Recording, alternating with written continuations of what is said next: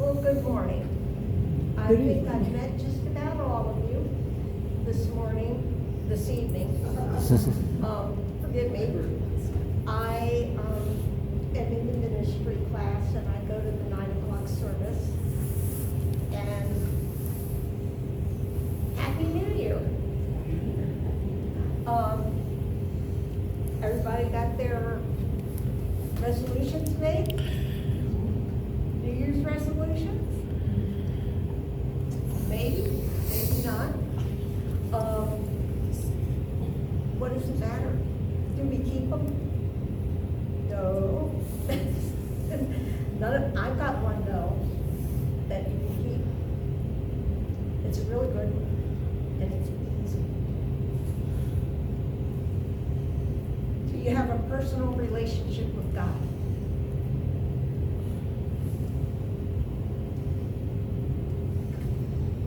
How do we know?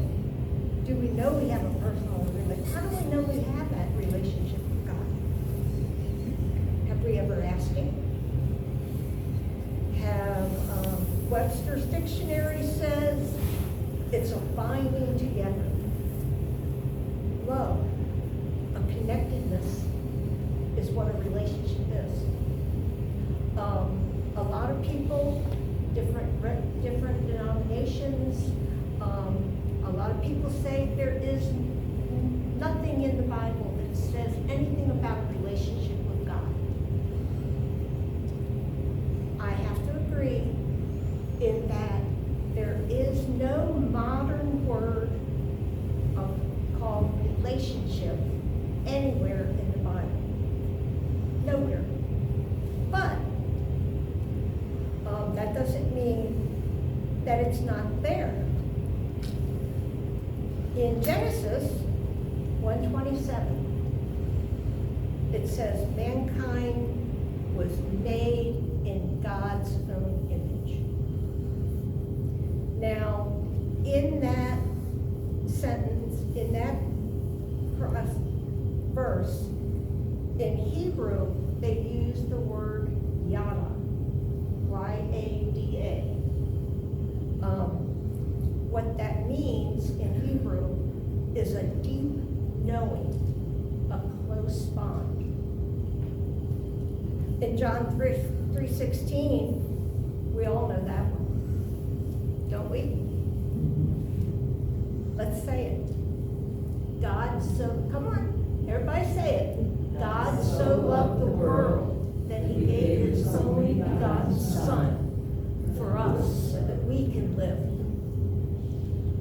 In that, the Greek word for that is agape. And the Greek word for agape is a deep, embracing, encompassing love. So, I say there is a relationship in the Bible to be with God. We've got love, we've got a deep connectedness, but what about that? Does God want a relationship with everybody?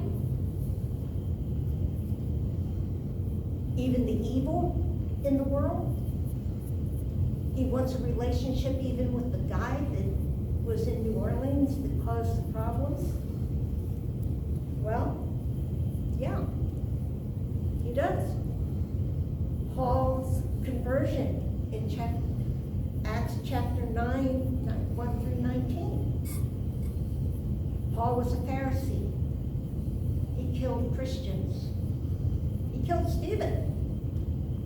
He caused the stoning of Stephen.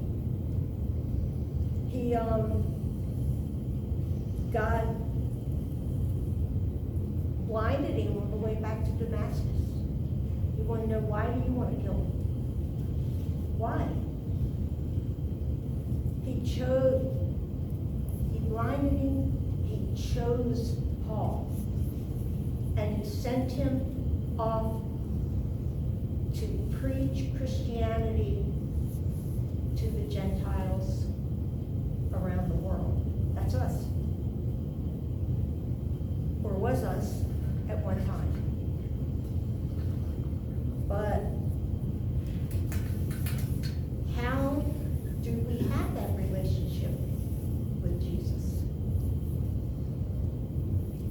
a church. Is that enough? Is formal prayer enough?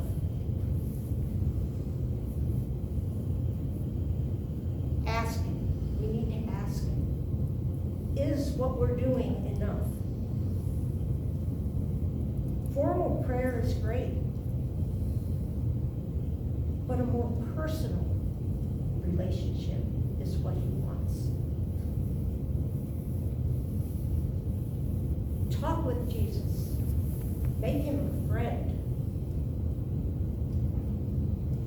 Talk to Him about your day. What is your day like?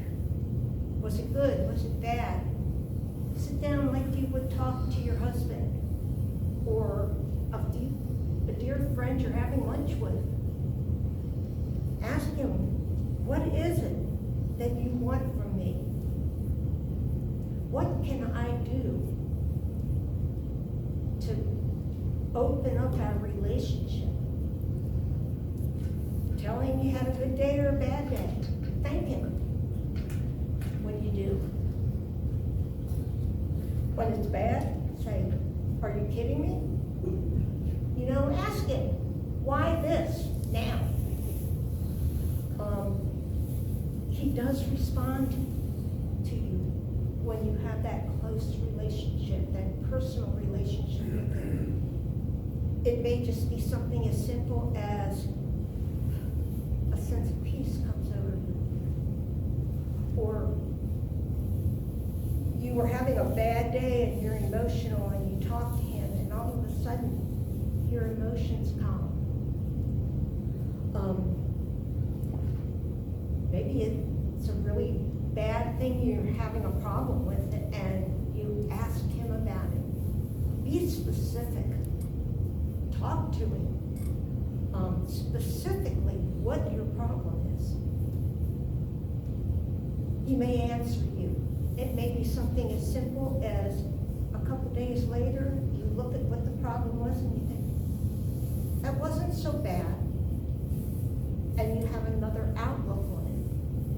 And it seems different. You see a better solution for the problem. That's God talking to you.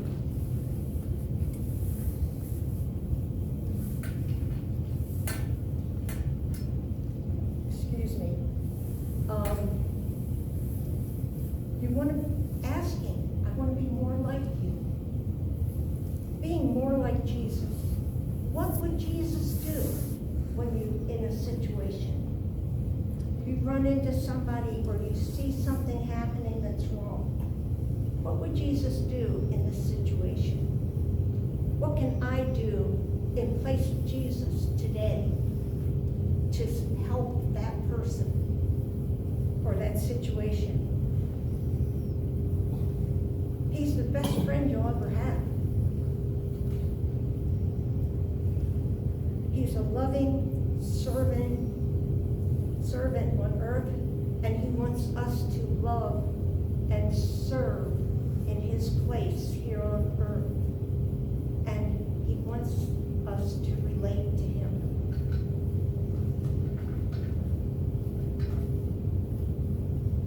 Me, I'm the prime example. I have always known since I was 7 years old that I was meant to serve God. But like probably everybody everywhere, life got in my way. One thing leads to another, and you grow up and, things happen, and it gets in your way of what you know you should be doing. And I'm a prime example of that. I was married twice, lost a baby, had a daughter.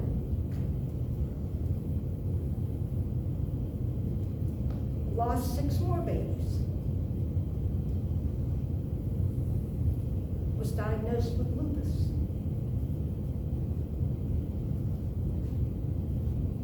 My second husband and I were in a motorcycle accident. We were out with friends in the countryside. And we got onto the freeway to go to a different place, and I heard him say, "We're going down." Next thing I know, I see my husband and the bike sliding under a truck. Everybody's running up to me. "What happened? How'd you do that? How did you do that?" And I went, "Is he okay?" "Do what?" "I don't know what they're saying I did." I was standing 25 feet away next to a yield sign that the truck had ignored, and standing on my feet. And I said, what do you mean, what did I do?" "I flew." A dear friend of mine I grew up with said, "You literally came up off the motorcycle and flew over here and landed on your feet." That's a God moment. That was my second God moment of my lifetime.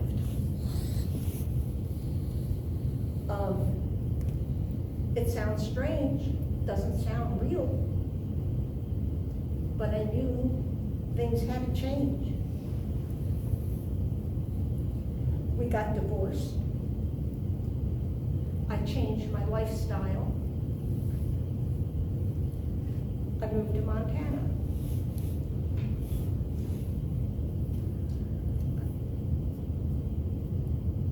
I met Steve. We had a lot, we started a new life here. We loved one another. He was a good Christian man. It made all the difference.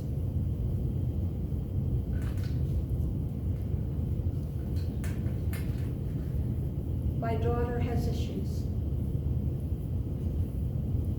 I have a 40-some-year-old daughter now, but she's had issues. My Bible study here, we prayed and we prayed and we prayed, and nothing helped, nothing worked. We finally, I was sitting at night and I was praying to God. I was just so desperately praying, and I heard a voice. It may sound odd, but I heard a voice say, "Give her to me." And I looked around and I went, "Did I hear that?" And I went, "I'm thinking that's you.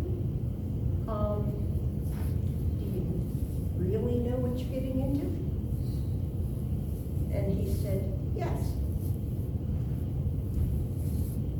And I said, "Yes." About a month or so later, my grandchildren were being baptized. They were going to church. She looked happy. We still don't talk. She doesn't handle chaos well. With 2 kids, I don't think I would either anymore. But it makes all the difference. One day, the fact that she's happy makes the difference. The fact that God's got me covered with her. That I don't have to worry about her. That I can concentrate more on serving God. Also, it's just, one day, Dave mentioned that there was an opening in the Acts class for the ministry school.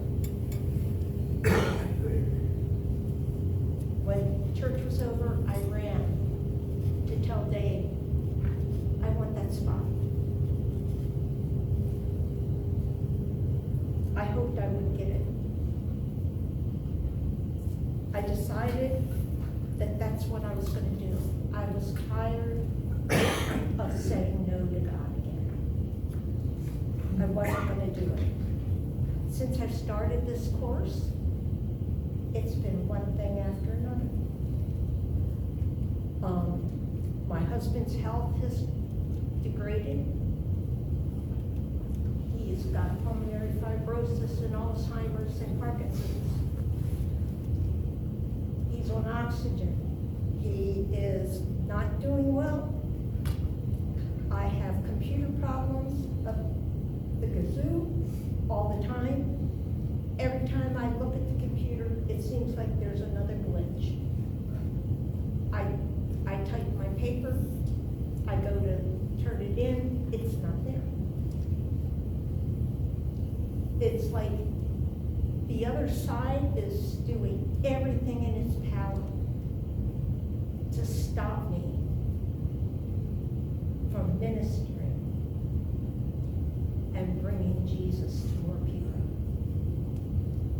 I won't do that. I absolutely refuse to do that. I have never been happier in my lifetime than I am right now, regardless of what gets thrown at me. I will not give in. It is a solemn vow.